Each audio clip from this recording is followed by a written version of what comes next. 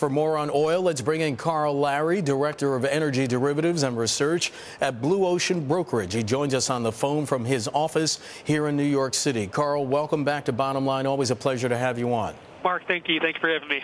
Carl, this news that we've been reporting all day, the International Energy Agency, the IEA, saying that its members, including the U.S., will release 60 million barrels of oil from emergency stockpiles. And half of that, 30 million barrels, is going to come from the U.S. Strategic Petroleum Reserve, only the third time in the IEA's history that it's released oil onto the markets. Is tapping the reserve going to have the desired effect, which is to lower gas prices and help the global economic recovery? I think it will. I think definitely this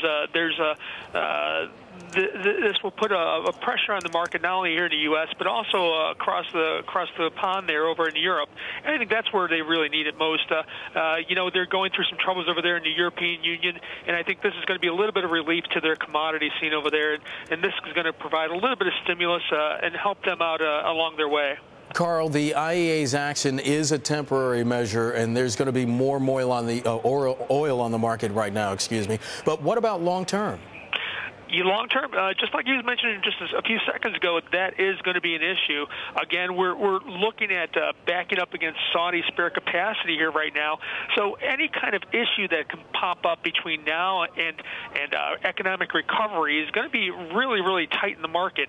Any kind of physical disruption, any kind of natural disaster, we're really going to be looking and focusing on what we can do once this gets done.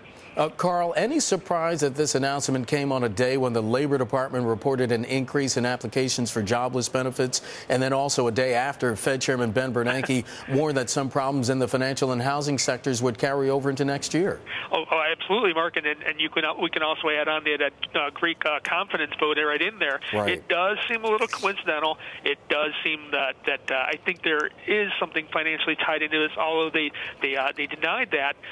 The IEA denied that. I think what it is that they said that they want to help developing countries, and I think in that context, we can actually think that, well, we're all developing countries at this point trying to recover. And Carl, speaking of developing countries, how is demand from emerging markets and from China factoring into all of this? Well, I mean, they're on the fast track for growth there, and they're not slowing down, although they're trying to. But, I mean, this is what countries do. We all inevitably grow, and we all want to keep growing further and faster. The issue is trying to find a source of energy that we can keep stable and keep that growth stable. Retail gas prices here in the U.S., they're averaging around $3.61 a gallon. That's 21 cents lower than a month ago. Coupled with today's announcement by the IEA, can Americans making vacation plans for the summer driving season expect any relief at the pump? I think we could see a little bit lower here going into the summer season. Not sure how much lower, but we can see lower. I think what we can rely on is that it's not going to get that much higher. So we're in that stable area right here, right now, and I think, people can accept this. It's that price shock higher that people want to avoid. Carl, in our last 30 seconds, global demand, is it going to be strong enough in the next 6 months to push crude back above $100 a barrel?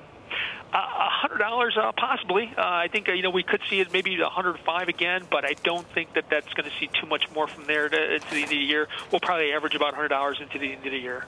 Carl Larry, he is Director of Energy Derivatives and Research at Blue Ocean Brokerage, joining us on the phone here from New York.